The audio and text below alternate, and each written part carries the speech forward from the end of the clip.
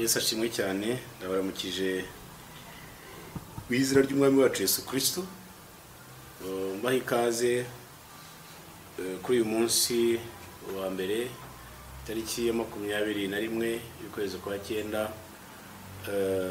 umunsi dutangiye amasengesho y'imisi 21 ndabararikira kugira ngo muze twifatanye muri amasengesho twinginga Imana dusenga Imana aharaho hari Imana yakora aharaho hari ibyo Imana yashubije ariko kandi hari n'ibindi ijambo ry'Imana avuga ngo abibutse Uwiteka ngo ntimugahweme nimuze dufatanye duhuze imbaraga dusenge twirize ubusa dushaka Imana nayo izatwireka Yesu nashimwe cyane abo twatangiranye abo twari kumwe ushize twari twavuze ko uyu munsi itariki 21 ari wo munsi tuzadutangiyeho ari amasengesho afite intego ivuga ngo gusenya ibicaniro bya Satani ku buzima bwacu Yesu nashimwe cyane nabahayeho introduction y'igicaniro icyari cyo ubusobanuro bwacyo ni tugiye gukomeza tuzareba amoko atandukanye y'ibicaniro bakoresha hari ibicaniro by'Imana hakaba n'ibicaniro bya Satani ngo Satani ikintu akora igihe cyose ahora aza kureba iby'Imana ikora akajya kubyigana ngo kandi yabyigana abizana mu buryo busa nk'uje kuvuguruza iby'Imana yari yavuze iyo Imana ivuze ko izaguha umugisha Satani aza kwitambika imbere yawe kugira ngo wa mugisha Imana yaguhaye ntuzabe umugisha ahubwo bizahinduke umuvumo niyo mission Satani afite ku buzima bwacu biravuga Yohana 10:10 ngo umwanzi nta kindi cyamuzanye ngo kiretse kwiba kwica no kurimbura ngo ariko Yesu Kristo yaraje kugira ngo intama ze zibone ubuzima kandi zibone bwinshi niyo ngo mission ya Yesu ku buzima bwacu no kuduha agakiza no kuducungura no kudusubiza ibyacu twanyazwe naho Satani mission yewe no kubyiba no kubisahura no kwica rero muri iyi minsi muri aya masengesho turimo turareba ni gute dushobora gusenya ibicaniro bya Satani yubatse ku buzima bwacu Yesu nashimwe cyane rero muze dusenge dufatanye muri iki gihe duhuza imbaraga yewe urimo kubabwira nitwa Gisagara Franka ndumushumba mu itorero rya Kabuseri ni muze dufatanye dusenga Imana yacu igihindura amateka twarayibonye si rimwe si kabiri urwandiko rwa mbere rwa Yohana we yaravuze ngo uwo Yesu ngo twabanje kumwumva ngo igihe kiragera turamureba n'amaso yacu ngo ndetse twanamukozeho Yesu nashimwe cyane rero Imana tuvuga abantu b'Imana mwebwe munkurikiye abari mu bice bitandukanye ntabwo ari Imana twumvishije abantu bavuga twabanje kubyumva igihe kiragera turabibona n'igihe kiragera iyi Imana turayibona turimo turavuga Imana tuzi duhamya twabonye twabanje kumva abatubanjirije bayivuga igihe kiragera natwe turayibona iratwiyereka tuganira nayo iduha amasezerano irayasohoza ayandi aracyari mu nzira rero ntabwo ari kuganira amateka yahabayeho Imana tuvuga turayizi Yesu nashimwe cyane rero nimuze dufatanye dusenge Imana hanyuma dusenye ibicaniro by'umwanzi ku buzima bwacu reka dusome ijambo ry'Imana reka tubanze turebe umugambi w'Imana ku muntu kuko buriya iyo Satani aje kurwanya umuntu Satani arwanya umugambi w'Imana ku buzima bw'umuntu niyo ngo hari iyo Satani ashaka gutera umuntu abanza kureba uzaba we icyo uzaba cyo umugisha ufite uriwe noneho akaza kugira ngo agusenye ugaragare mu yindi shusho itari ya yindi Imana yagushakagamo Yesu nashimwe cyane niba ngo niba Imana ivuze ngo uyu mwana aziga namara kwiga azaba umuyobozi ayobore igihugu cyangwa ayobore mu nzego za leta zikomeye Satani yabyumvishije icyo akora azayirukanka kugira ngo afate wa mwana ahindure ya destination Imana yamujyanagamo amujyane mu kindi cyerekezo akoresha inzira zitandukanye akoresha ibiyobyabwenge umwana akajya mu rumogi umwana wajya kuzayobora igihugu ureje ugasanga urumogi rwaramwishe kubera iki iby'Imana yagambiraga kuri we Satani yazanye ibindi hanyuma kubera ko abantu bari barangaye ntibabasha kumenya kuri ya mwana bamusengera bakibutsa Imana yamuremye kugira ngo uriya mwana yongere agaruke mu murongo ejo bikarangira n'ubundi Satani amwibye uko n'ubundi yanditswe ngo yaje kwiba yaje kwica yaje no kurimbura rero ntabwo yica ibiti, ntarimbura ibiti, ntarimbura amabuye, ahubwo yaje kwiba imigisha yacu, yaje kwica ubugingo bwacu, yaje kurimbura twebwe. Niyo mpamvu tugomba gusenga, tukambara imbaraga z'Imana, hanyuma tukamusenya, tugakomeza turi mu cyerekezo Imana dushakamo. Yesu nashimwe cyane. Dore umugambi w'Imana ku muntu kuntu wari umeze turabona mu itangiriro rimwe igice cya 26. Biravuga ngo Imana iravuga iti tureme umuntu agira ishusho yacu ase natwe, batwara amafi yo mu nyanja n'inyoni n'ibisiga byo mu kirere n'amatungo n'isi yose n'igikururuka hasi cyose. Imana iri mu muntu ngo agire ishusho yayo, afite ishusho y'Imana niko yamuremye, umugabo n'umugore niko yabaremye. Imana ibaha umugisha aho hantu, uwo nkurikira ufite Bibiliya ahantu haca umurongo ngo Imana ibaha umugisha. Yesu nashimwe cyane. Imana irababwira iti mwororoke mugwire mwuzure isi, mwimenyereze ibiyirimo, mutwara amafi yo mu nyanja n'inyoni n'ibisiga byo mu kirere n'ibintu byose bifite ubugingo byigenza ku isi. Kandi Imana irababwira iti dore mbahaye ibimera byose byera imbuto biri mu isi yose, n'igiti cyose gifite imbuto zirimo utubuto twacyo bizabe ibyo kurya byayo. Yesu nashimwe cyane. Nubango Imana imaze kurema umuntu, ubushize hari umuntu nanone nari ndimo ajya kwigisha mvuga ukuntu abantu bose nta muntu n'umwe ujya uvukana umugisha uruta uwundi muntu, ko iyo abana nta muntu Imana nta mwana wavukanye ubukene. Niyo yavuka mu nzu y'abakene babandi umwana avuka batagira akaryama hasi ku kirago, uriya mwana abavukiye mu rugo rukennye, ariko we ntago abavukanye ubukene mu muntu. Nta muntu n'umwe uvukana ubukene, nta muntu n'umwe uvukana ubukire. Buri muntu wese iyo hano ku isi tuhaza dufite amahirwe angana 100%. Yesu nashimwe cyane. Nibuka icyo gihe abantu bambajije ibibazo byinshi, noneho namaza ngo wambwira ngo nkanjye aho navutse nakana kakoresha urugero rumwe mu bana b'abayobozi ati nabo kuko yavutse wabigereranya gute. Ndavuga ngo umuntu wese ukuvutsa utitaye avuki, kuko uyu munsi hari abakomeye, hari abaherwe ba mbere bari mu baherwe ba mbere ku isi bavukiye mu bukene burenze n'ubwo yavukiyemo. Hari abantu nta muntu n'umwe wigeze avukana umugisha mwinshi uruta w'abandi, nta n'umuntu wigeze avukana ubukene bwinshi buruta bw'abandi. Ahubwo iyo tumaze kugera hano ku isi, ibyo tuhasanga bitwakira, abatwakiriye baturera, abo dukurana nabo, abo twigiraho, abanyamashyari baturanye n'iwacu, abarozi baturanye n'iwacu, imbaraga zo mu bisekuru by'iwacu, ibyo byose byinshi iyo byegeranyije biratangira bikagucura, bikazagukuramo ikintu runaka, ukazavaho umukene, cyangwa se kubw'amahirwe hakaba igihe Imana izagutahura ukavamo umukire. Ariko abantu bose iyo bavutse bavukana amahirwe angana. Yesu nashimwe cyane. Rero umugambi w'Imana ku muntu wari uko umuntu afite ububasha bwo gutegeka isi n'ibiriho byose. Nuvuga ngo kujya amafi yo mu nyanja yategeka, ufite uburenganzira bugenda ugahagarara ku nyanja ugahamagara amafi akazamuka akaza, ufite uburenganzira bujya mu ishyamba, inyamaswa, icyo ushaka byose, ko buri kintu cyose twagomba kugitegeka. Nana twasomye ngo Imana irangije ibaha umugisha. Yesu nashimwe cyane. Baravuga ngo Imana ibaha umugisha, wambaza ngo umugisha ni iki? Umugisha bantu b'Imana, abantu benshi basobanurira ijambo umugisha nabi. Abantu bakoresha umugisha basobanura ibintu bitari byo. Ntabwo kugira amafaranga si umugisha, kugira inzu nziza ikomeye ya mbere hano mu mujyi wa Kigali si umugisha. Nta nubwo ari n'umuvumo, ariko nimugire ngo ndimo ndavuga kugira amafaranga ari umuvumo cyangwa sinzi ari umuvumo. Ahubwo umugisha ni amahoro ugiriye muri ya mafaranga ufite. Yesu nashimwe cyane. Kubyara abana benshi, umuntu utarabyaye iyo yumva babyaye aravuga ati nkanjye Imana yampuye. Hari ababyaye bavuga ngo iyo mbimenya ko ari uko bizagenda. Aba bana barutwa no kuba bataravutse, kubera abana yarabyaye ariko abana ntabwo bamubereye umugisha. Ahubwo abana babaye bamusize izina ribi, bamwambitse urubwa, niyo ageze aho aciye abareba hirya yirengagiza kugira ngo batamenya ko ari abana be.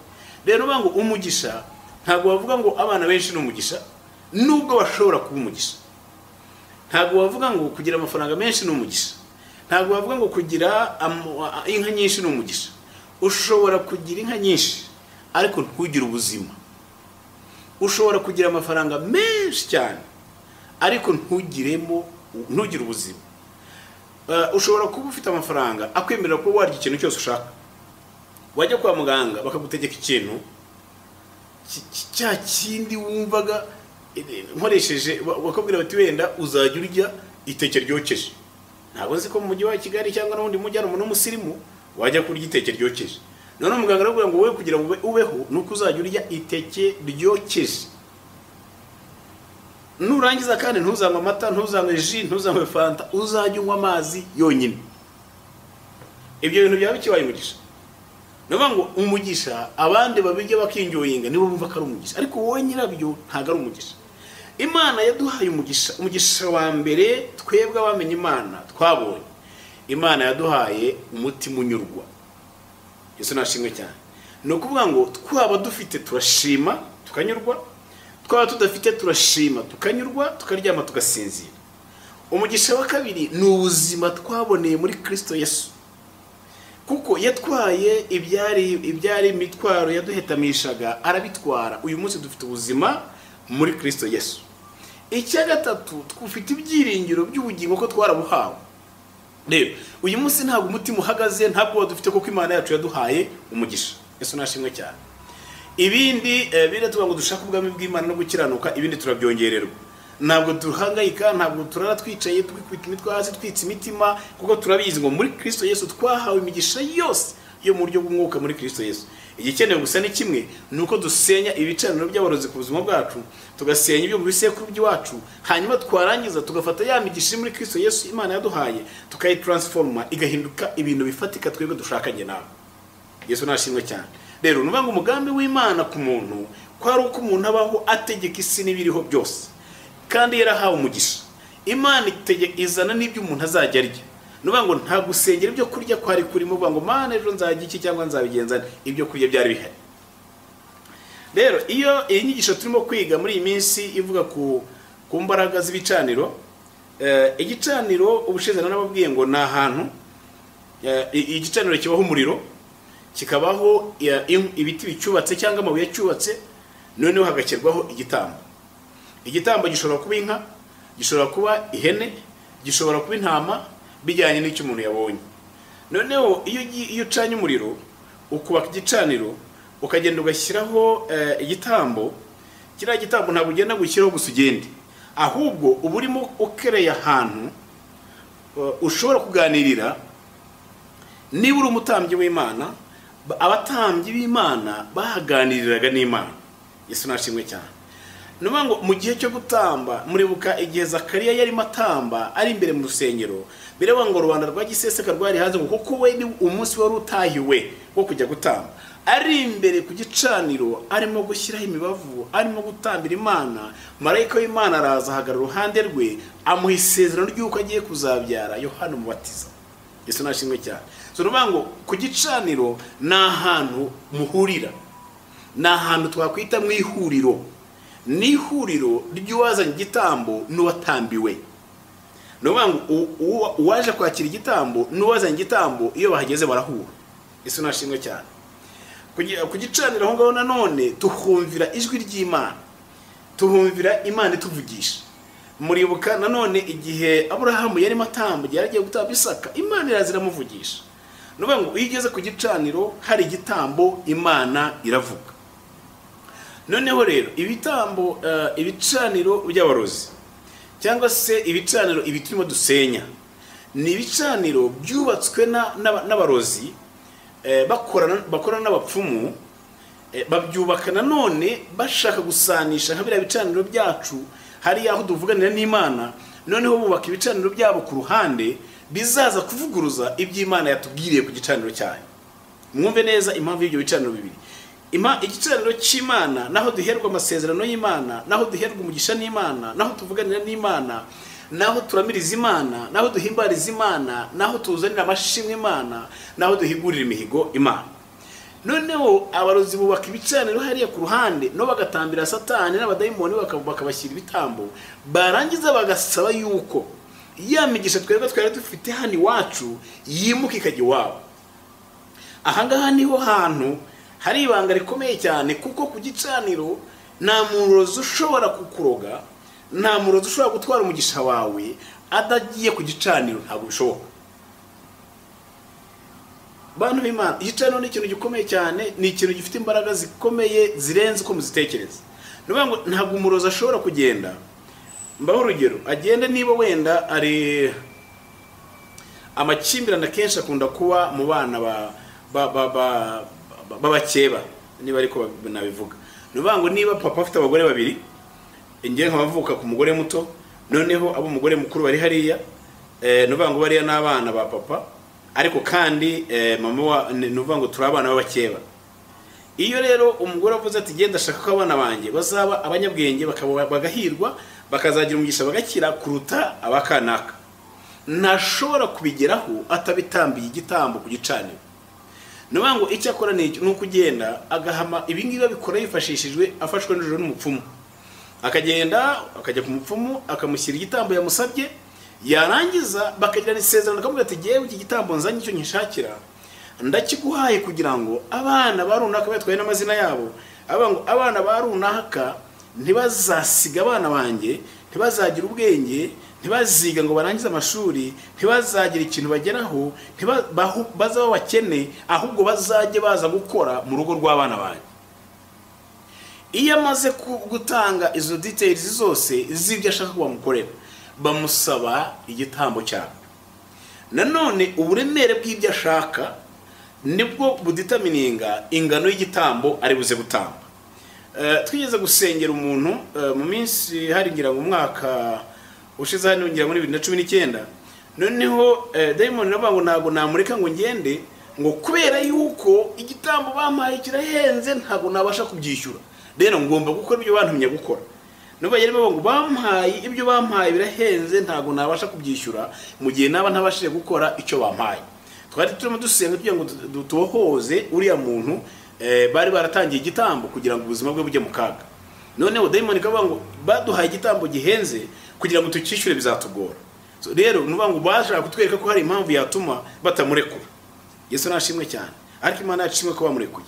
Nuvuga ngo uko batanze igitambo ingano yacyo uko ingana, niho bavugira ngo niba nshaka ko bati niba ari abana batanu ashobora ati genda uzane miliyoni 10 z'amanyarwanda, numara kuzizana ngewe uzinzanire hano, ibintu uzabindekire nzabikora. Hanyuma uriya mupfumu n'imizimu yakoresha n'imbaraga zafite, aragerageza ibishoboka byose akazareba ukuntu ya divertinga ibyerekezo by'ubuzima bw'abari abana, akabasubiza inyuma, akabayobya, akabohereza mu biyobyabwenge, akabohereza mu nzoga, mu rumogi, mu busambanyi, mu biki, abana bagatubwenge. Bari abana beza, bari abana b'abahanga mu ishuri, bari abana bafite ikinyabupfura watoje, wajye ukuntu abana barimo barahinduka mu kanya gato n'umenye cyabaye. Nyamara ikibyihishe inyuma nta kindi ni igitambo kiri ahantu runaka cyatambwe kugira ngo bari abana bazakomeretsa umutima wawe, bazakwicisha agahinda, igihe cyose uzajya ubabona uzajya ubabazwa n'ubuzima babayemo. Nta yindi nta muganga n'umwe kuri iyi si y'Imana uzajya kuzana uriya muntu uzamukiza iriya ndwara, ntabwo wamubona, kuko nta medical doctor n'umwe ushobora kwirukana umwuka w'igitambo watambiwe kugicanira ahantu. Umuvumo wavuye mu kanwa k'umupfumu wari ufite igitambo bamuhaye, amaze guhaga inyama yariye, amaze guhaga inzoga bamuhaye, amaze kuba connected n'imyuka akorana nayo, yahamagaye abazimu bo abatanzania n'abazambia n'abakongo n'abahehe, bakaza bagafata uyu mwana bakamujyana mu rumogi, bagafata umwana bakamwoherereza mindwa. Nta muganga ushobora kuyimukuramo. Imbaraga z'igicaniro izira mbaraga yakwiye kuri kira gicaniro zisenywa n'imbaraga z'ikindi gicaniro, aricyo gicaniro cy'Imana wubatse. Yesu nashimwe cyane. Nabango iki gicaniro turimo kuvuga uyu munsi twahereyeho ni igicaniro kizana gutsindwa, ni igicaniro kizana kunanirwa ku buzima bw'umuntu, ni igicaniro kizana inzara mu rugo ntihave, ni igicaniro kibuza umuntu gutera imbere. Twasomye Abacamanza igice cyaho cya 6, duhereye ku murongo wa 2 bivuga ngo nuko abamidiyani banesha Abisirayeli, batera Abisirayeli gushaka aho kwihisha mu bihanamanga no mu misozi no mu buvumo no mu bihome. Umurongo ngo nuko abamidiyani banesha Abisirayeli.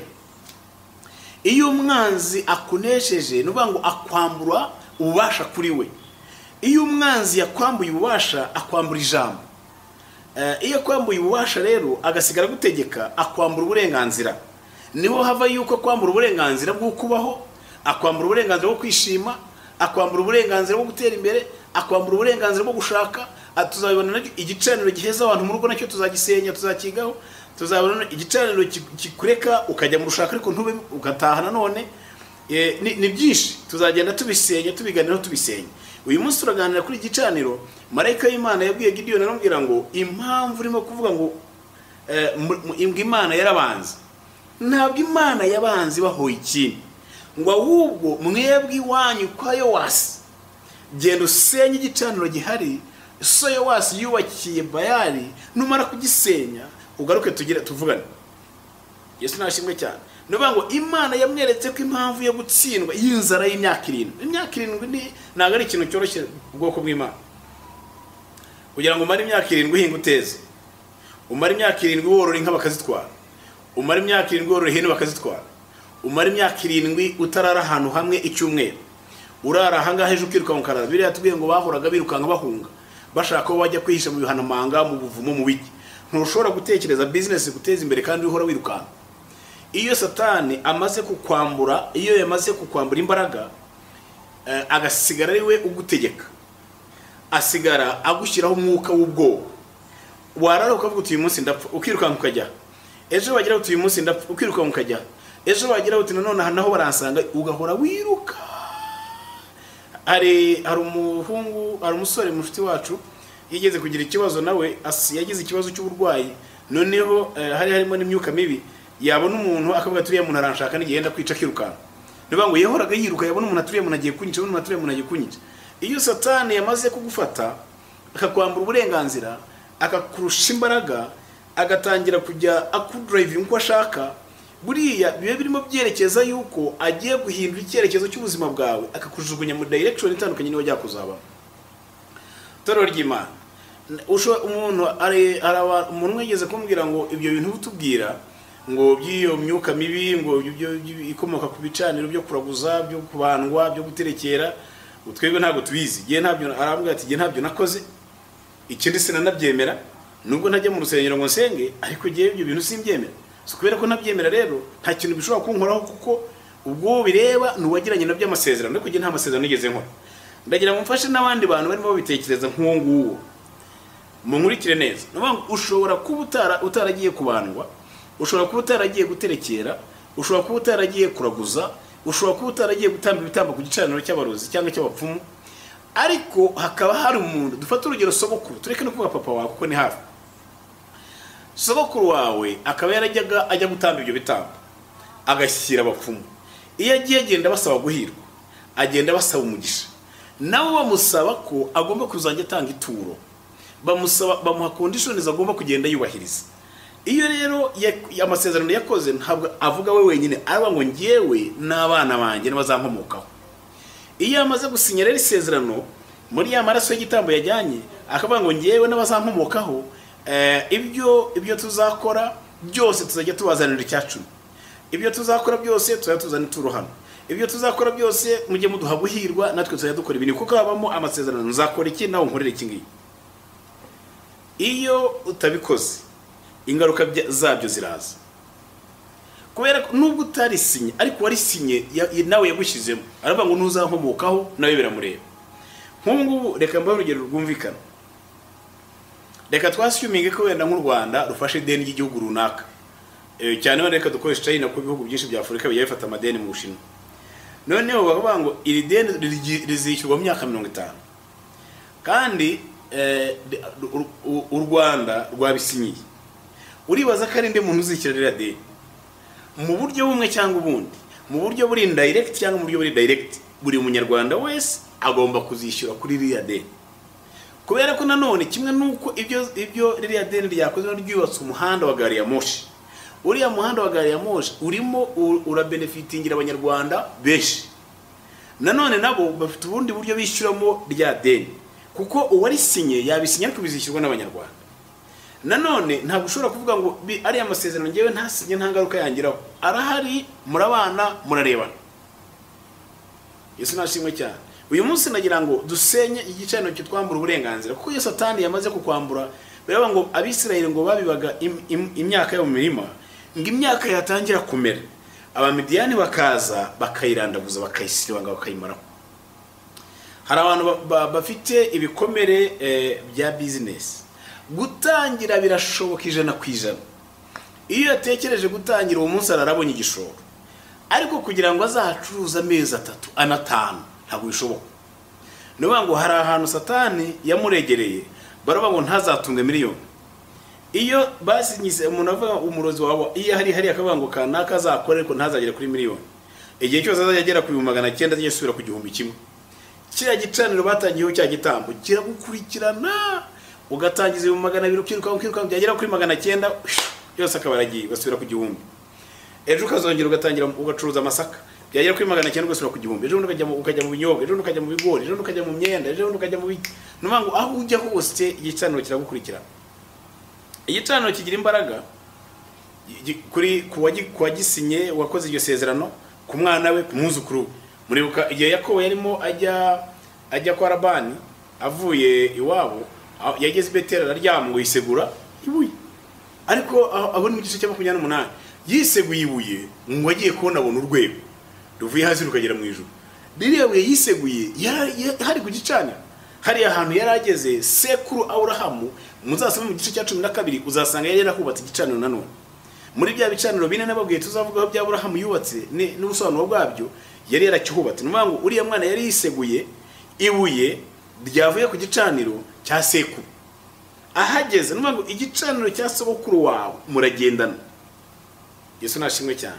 Uyu munsi rero ndagira ngo dusenye Imana turwane no gusenya bino bicaniro, dusenye ibi bicaniro. Numa ni gute ubundi byumvikana bite ko Imana yaremye umuntu ikamuha umugisha, yarangize kanamubwira ngo ategeke amafi yo mu nyanja, ategeke imbuto ikamuha imbuto zo kurya, ikamuha buri kintu cyose, ikamuha imvura, ikamuha season zisimburana igihe ku gihe. Ko nanone mu gice cyaho cya 8 gira mu netare cya 7 cy'itangiriro, igihe nanone hari igicaniro cya Nowa yubatse. Noneho Imana amaze gutamba igitambo ngo umuba uvuye ku gicaniro humurira Imana irahira kitazongera kurimbura abantu, tazongera kwica ibintu bifite ubuzima. Noneho imuha isezerano rivuga yuko ngo igihe cyose kubiba, gusarura, igihe cy'imvura, igihe cy'izuba, ibyo bihe byose bizahora bisimburana. Nuvuga ngo igihe cyo kubiba n'igihe cyo gusarura bizasimburana. Rero uyu muntu azahora hiriwe mu bintu azakora byose. None uyu munsi kuki tudahiriwe kandi Imana yaduhaye isezerano ryo guhira? Byumvikana bite ko umuntu ashobora kuba ahantu akaba ari we wenyine uhora akennye kandi abandi badakena? Ni gute umuntu ari uhora ananirwa kandi abandi batananirwa? Ni gute ngewe ubwanjye nshobora kuvukana na Dige akabyara abana 4 nkabyara abana 4, hanyuma abana ba Dige bagahora bakize guhera kuburiza kugeza kuri bucura, hanyuma abanje bagakena kuva kuburiza kugeza kuri bucura? Ibyo bintu mujya mubitekereza? None se ko turaturanye, twabanye, twasangiye, twigishije mu mashuri amwe, kuki abadige byakunze kubera icyo abanje byanze? Ntabwo kwanga kugira ngo abana banje byange nta yindi mpamvu. Nubitegereza uzasanga bose ari abantu bazima, nta musazi urimo, nta wigeze arwara mu mutwe, nta wapfuye ijisho, nta kintu nta muntu n'umwe ufite ubumuga bavuga ngo wenda byatewe n'ubumuga ubu n'ubu. No, iyo uvuganye n'ubona ari bazima, iyo baganira ubona bafite ubwenge, bafite ibitekerezo. Ariko wajya kubareba mu buryo bwa finance, kuvuga wenda hari ikintu bafite mu mutungo, mu bicyo ugasanga bose bafite ubusa. Kuki abantu batagira amakenga cyangwa se batagira amatwi yo gushakisha kumenya impamvu z'ibyo bintu? Hari genge nibaza ibibazo byinshi none nkatangira kubaza abantu turi kumwe, ko nibaza nk'ahantu wenda aho navukiye, ntabwo amateka yawo nyazi cyane, ariko ni ahantu nakuriye, ni uramaze kumenya ubwenge. Ni gute ushobora kunyumvisha ko umuntu ushobora guhinga nta muntu ugutangira ngo kubire mugarukira? Ushaka wahinga ukava Kacyiru ukagera Remera nta muntu uguhagaritse? Ubutaka budakenera ifumbire, bwifitiye ifumbire yabwo, niyo waba wikoreye ibigori kimwe kikagucika kikagwa hasi, inyoni ntizigitoragure, kirera ukaba wakuraho ibyo kurya waryo ugahaga. Ni gute umuntu atura mu isi nk'iriya yarangiza akabura ibyo kurya? Ni gute umuntu aba ahantu nk'ahariya yarangiza agakenera ibyo kurya ntabibona? Ari umuntu muzima, afite amaboko, afite ubwenge, imiryango, ibyo byose birashoboka. ariko nanone ndagira ngo mbasabe ikintu mwe munkurikiye ujye ugira amatsiko yo kubaza ngo kubera iki kino kintu nge kitakunze kandi kwa abandi cyakunze, kubera iki jewe nahagurukanye n'abandi tugiye gukora ibintu ibyabo bikemera ibyanjye ntibyemere, kubera iki? Niwibaza ngo kubera iki uzahindukira utangire gusesengura amateka yiwanyu.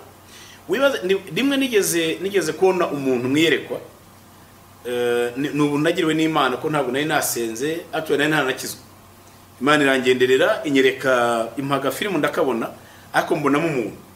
Uwo muntu nabonye naje kugenda nicana n'abantu bo mu rugo ndamubaganirira sanga baramuzi bamuzi kuva mu bisekuru bya kera na kera uko yagendaga kurikirana abantu ku buntu bw'Imana nge nagize Imana yamunsindiriye aho ngaho. Yesu nashimwe cyane. Rero nuvuga ngo igihe cyose biravuga ngo uyidamarariye ngo wapfuye ahagaze, nukemere kuvuga ngo genda damaraye, no, hora ushaka kumenya n'ukubera iki. Nahagurukanye na Esther tugiye kuranguranya bwo turacuruje, kubera iki Esther birimo byemera nge ntibyemere. Ashobora kuba nta kibazo afite cy'igicaniro kimukurikirana, ariko je niba afite igicaniro kinkurikirana kirewe indahiro yavuze ngo ngo azapata gize cyageraho, ibyo ngibi iki gicaniro ngomba guhanga nacyo nkagisenya. Nawe umugabo umwe yaragiye aravuga ngo ni inkuru banganiriye ariko abantu ndabazi, uretse kuba bivuze ntari impari. Ariko umwana w'umuhungu yarakoraga, yarafite business acuruza ameze neza, afite urugo rwiza, afite inka, afite yari umukire kabisa. Noneho umuntu baravuga ngo umwe ngo mukase aravuga ngo ndashaka kuzahangana nawe kugeza igihe azagera ku rwego ngo ruhagarara ku nzira agasaba inote y'igihumbi. Muri iyo minsi ni inkuru numvishe abantu bavuga ntabwo nayihagararaho kuko nta bimenyetso byayo nabona ntaniki, ni inkuru gusa numvishe abantu baganira. Uwo mugabo kuko niba yarakennye ku bw'ibyago, niba seri byabayeho gutyo, ariko ndakubwiza ukuri yarakennye burundu agera kuri rwa rwego bamushakagaho. Niba hari umuntu nabwe bimwe mu bintu bira ku gicaniro habamo ikintu cyitwa indahiro, habamo ikintu cyitwa isezerano. Aho umuntu avuga ngo ndatamba iki gitambo ku gicaniro hano, ariko icyo nshaka nuko kwa kanaka ibyabo bitazakunda kugeza unuvuga ngo ntibemerewe kuzashyingira umwana wabo w'umukobwa n'umwe, abahungu babo ntibemerewe kuzashaka na rimwe. Umuraba ati giye nta kibazo ufite reka kubuza gushaka ndabishoboye, wenzanira igitambo ngusaba. Igitambo ni iki? Dore ngiki isezerano rikorerwa ku gitambo, nta sezerano rikora ritariho igitambo. Ni nayo mpamvu igihe Imana nayo ubwayo yaje kuducungura twebwe, ije kuducungura ku isi, yemeye gutanga umwana wayo w'ikinege ari we Yesu Kristo, araza hinduka igitambo kizima. Muri Kristo habamo isezerano rivuga ngo abazamwemera bose bahawe uburenganzira, bahawe ububasha bwo kuba abana b'Imana. Yesu nashimwe cyane. Isezerano ryo kuducungura twebwe ryasinyiwe ku gitambo icyo Imana yatanze ubwayo, kuko iyi si twubakiyeho, iyi si tubamo nge nawe abantu bose batuyeho ifite amahame yigenga. Amwe muri ayo mahame harimo ihame ryo gutamba. Kugira ngo Imana idukure mu kaga twari turimo hano, yemeye gufata Yesu Kristo araza hinduka igitambo, aratambwa. Amaze gutambwa muri we habamo isezerano rivuga ngo abamwemera bose ntago bazacirwaho iteka. Yesu nashimwe cyane. Uyu munsi twebwe turi bazima kuko twaguzwe n'igitambo kizima ari we Yesu Kristo. Rero ukubera ko Yesu yaducunguye twaba turabe, icyo dukeneye natwe nonaha ni ugucungura ibyacu. Bibiliya iravuga muri 20:15 muri Yobu ngo ubutunzi bwacu Satani yamize ngo Imana izawe mwaka ibihubuje mu nda ye. Jewe nawe icyo dukeneye gukora uyu munsi ni ukubohoza ibyacu, ni ukwambura Satani ubutunzi bwacu yajyanye tukabumwaka tubuhubuje mu nda ye. Uyu munsi tugiye gusenya ibi bicaniro, nitumara kubirimbura bishizeho tuzatangira kubaka. Ubu turimo turubaka ibicaniro by'Imana. Narababwiye aho twatangiranye ejo, nababwira ngo genda iwawe mu nzu ushake ube no muri chambrette, ariko gira akanya gato rizavinga rive ngo ahangaha ni ku gicaniro, nzajya ninjira mu nzu nzajya mfuka amasengera ahangaha. Cyangwa se fata abantu mubana mu rugo, mukora iteraniro ryo mu rugo, mugira igicaniro icywanyu mu rugo, muzajya musenga mu gitondo, musenge nimugoroba uko muhahuriye, ndetse aho binashoboka. Ntabwo ibi ngibi birakomeye, nimbibabwira bizagorana, ariko reka tubivuge koko nabyo ni ngombwa. Ikintu gihe ntekereza abankurikira ahantu muri iyi minsi ntabwo dusenga nibyo, wenda batarafungurirwa bagisengera mu ngo, cyane ko nahafungwa ari hakeya, naho iyo tugiye tubona atari bubashe gukwirwayo ntibiradukundira. ariko bibaye bishoboka mwajya mugira umunsi wo kujya kuri cya gicaniro haba ari nko ku cyumweru cyangwa n'iminsi mwagiraga amateraniro mugasenga, mwamara gusenga umukuru muri uwo muryango mugatanga n'amaturo, mwamara kuyakusanya amaturo mutanze mukayohereza iwanyu ku rusengero musengera. Waba uri muri Amerika nkurikiye ukayohereza aho usengera, waba uri muri ADPR, waba uri muri Anglikani, waba uri he ukabikora, kuko gutanga amaturo mu nzu y'Imana ni bimwe muri bya bitambo dutanga. Yesu nashimwe cyane. Haleluya. Rero tugiye gusenga, tugiye kwinjira mu kanya ko gusenga. Nuvuga ngo tugiye gusenga gute? Tugiye gusenga twambura ububasha umwanzi wari waratwambuye ububasha. Dusinya isezerano yasinyiye ku gicaniro. Mu gitambo yatambye kugira ngo atwambure ububasha, atwambure imbaraga, atwambure uburenganzira, tugiye kubisenyesha amaraso ya Yesu Kristo, kuko ari cyo gitambo cyatutambiwe natwe. Uyu munsi ntabwo ari cyo turiho, ahubwo ni Kristo uriho muri twebwe. Yesu nashimwe cyane. Nuvuga ngo uyu munsi yewe ndiho kubera Kristo. Kristo yarampfiriye, yarambambiwe. Uyu munsi ndicyaremwe gishya muri Kristo Yesu. Nubwo umwanzi yandega ntago byakunda, kuko ntago urandega kuri indi. Ntago wandega kuri Yesu kandi ari wampfiriye. Ntago wandega kuri Data kandi ari wamumpaye. Yesu nashimwe cyane. Ntago wandega ku Mwuka Wera kuko ari we tubana kandi ari unkoresha. Rero uyu munsi tugiye gusenga, turimo dusenya kiriya gicaniro. Dusenya kiriya gicaniro twambura ububasha udufite ububasha. Igitambo yatambye turagisenyesha amaraso ya Yesu Kristo. Turagisenyesha igitambo cyatambwe ubuzima bwacu ari cyo Yesu Kristo. Nitumara gusenya kiriya gicaniro, nitumara gusenya kiriya gicaniro, nitumara kwambura imbaraga uriya murozi, uwabikoze uwo ari we wese. Yesu nashimwe cyane, kuko ntabwo byakozwe n'inyamaswa, ntabwo byakozwe n'inyamaswa, ntabwo byamanutse hejuru nk'imvura. Hari umuntu wabikoze. Uwo muntu wabikoze rero yabikoze nk'umuntu. Uyu munsi natwe tugiye kumuvuguruza ibyo yakoze, dukora ibindi bitandukanye nabyo. Yesu nashimwe cyane. Hari Imana rega, hari Imana ishobora byose, hari Imana inyuranye ibihe, hari Imana ihindura amateka, hari Imana nyamana. Nababwiye ntangira ngo iyo Imana tuvuga turayizi. Yesu nashimwe cyane. Tugiye gusenga dusenya ibyo bicaniro.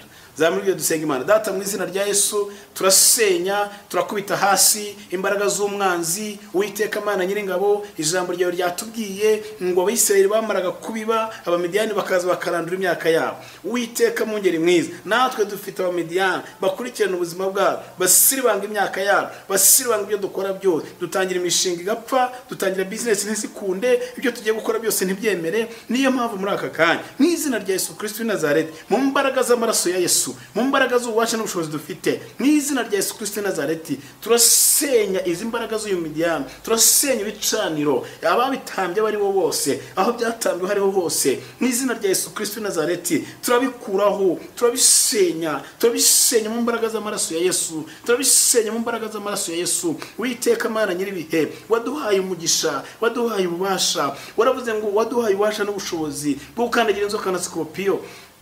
Muri aka kanya Mwami mwiza, turasiribanga izo mbaraga z'umwana, turasiribanga izo mbaraga z'umwana, turabyambura agaciro. Ihene batambye, amaraso yazo turayakuraho, turayakuzaho amaraso ya Yesu Kristo. Ibyo bimasa batambye turabikuraho mu izina rya Yesu, turabikuzaho amaraso ya Yesu Kristo. Uwiteka Nyiringabo, Imana isumba ibihe, Imana itegeka ibihe, Imana inyuranye ibihe, mu izina rya Yesu Kristo w'i Nazareti turasenya izi mbaraga, turambura ububasha uyu mwanzi igihe cyose yaramaze adusiribangira imyaka. Uyu munsi turamwambura ububasha, uyu munsi turamwambura imbaraga, uyu munsi turamwambura uburenganzira. Yaramaze igihe dufiteho ijambo, yaramaze igihe adufasheho uburenganzira. Muri aka kanya turabumwaka mu izina rya Yesu Kristo, turabumwaka mu izina rya Yesu, turabumwaka mu izina rya Yesu, turabumwaka mu izina rya Yesu. Turasenya ibicaniro byo mu bisekuru by'iwacu, turasenya ibicaniro byo mu binyirakuru by'iwacu mu izina rya Yesu Kristo. Turambura uburenganzira abari badufiteho ijambo bose,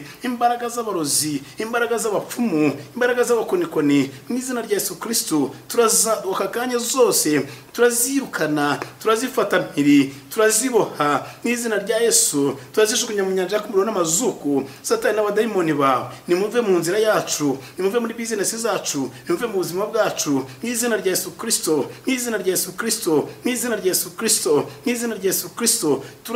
turasenyera satani n'abadayimoni be, turabirukanira kure cyane mu izina rya Yesu. Uwiteka Mana nyiribihe, waravuze mu ijambo ryawe ngo tugutabaze uradutabara, utwereke ibiruhije n'ibikomeye tutabasha kumenya. Muri aka kanya mwami mwiza turaguhamagaye, turakwinginga data mu izina rya Yesu Kristo, ngwino dutabare mwami, ngwino uhagarare natwe mu gihe nk'iki, ngwino ubane natwe mu gihe nk'iki mu izina rya Yesu Kristo. Turasenya ibicaniro byo mu binyirakuru by'iwawe, turasenya ibicaniro byo mu bisekuru by'iwawe, turakubita hasi imbaraga z'umwijima zose mu izina rya Yesu Kristo. Imyaka 7 mwami, imyaka 7 yo kunyagwa, imyaka 7 yo kwamburwa uburenganzira, iyo myaka yose yabayeho twarahinze ntibyera, twaracuje barabitwara, umwanzi satani arabinyaga mu izina rya Yesu Kristo. Muri aka kanya turamwambura uburenganzira, turamwambura ububasha mu izina rya Yesu, mu izina rya Yesu. Uwiteka Mana nyiribihe, wabwiye umugaragu wa Gideon urambwira ngo nagenda ajye kwase, ajye mu nzu ya se kwa Yowasi, ngo narangiza asenye igicaniro gihari. Uyu munsi mwami Mana muri aka kanya turazamukira mwami mu mbaraga zawe, turazamukira mu mbaraga z'amaraso ya Yesu Kristo, turinjira mu bisekuru by'iwacu, turinjira mu binyirakuru by'iwacu, aho batwicaniro hose, ibicaniro aho bashyize ibitambo, aho bavugiye amazina yacu mu izina rya Yesu Kristo. Abatwatuye amagambo mabi muri aka kanya turahindura, turimo turasenya ibyo bicaniro mu izina rya Yesu Kristo. Uwiteka Mana nyiribihe, reka uduhindurire amateka, uri Mana ihindura ibihe, uri Mana ihindura ibihe, uri Mana itegeka ibihe mwami mu izina rya Yesu Kristo. Uri Mana twizera, uri Mana twiringira,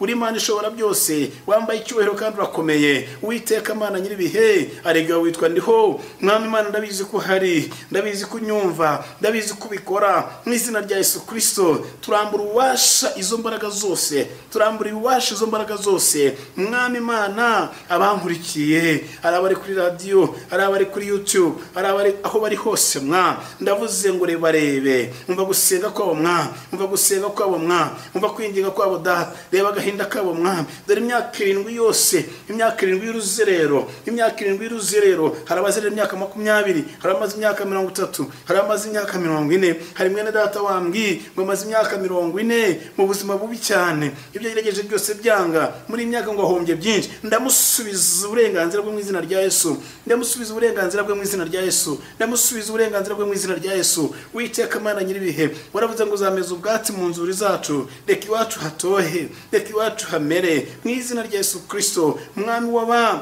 turasenya izi mbaraga zatugwanyaga, imyaka ziduhize baye myinshi, imyaka zitugwanyije baye myinshi mu izina rya Yesu Kristo. Turakubita hasi izo mbaraga, turazisenya mu izina rya Yesu Kristo. Mwami Mana waduhaye ububasha ubwo gusenya, ubwo kubika, ubwo kurandura ndetse no gutera. Turasenya ubukene mu miryango yacu, turabwirukana mu izina rya Yesu, turirukana indwara z'ibyorezo, turirukana ikibi n'igisa nacyo cyose mu izina rya Yesu Kristo. Turatesha agaciro amagambo yavugiye kuri ibyo bicaniro by'abarozi mwami, amazina yacu yavugiwe. Muri aka kanya turasigisha amaraso ya Yesu, muri aka kanya turasigisha amaraso ya Yesu. Reka mwami Yesu amaraso yawe agenda asiba ari amazina mwami. Amazina yacu yemere kwandikwa hamwe gusa, yanditswe mu bitabo by'ubugingo. Turabaraganwa na Kristo, turabana ubwami, turabanyamugisha, turabahiriwe, ntabwo turabanyamuvumo mu izina rya Yesu Kristo. Satani n'abadayimoni bawe uyu munsi mubyumve, ntabwo mudufite ububasha, ntabwo mudufite uburenganzira, twebwe turabana Imana isumba byose.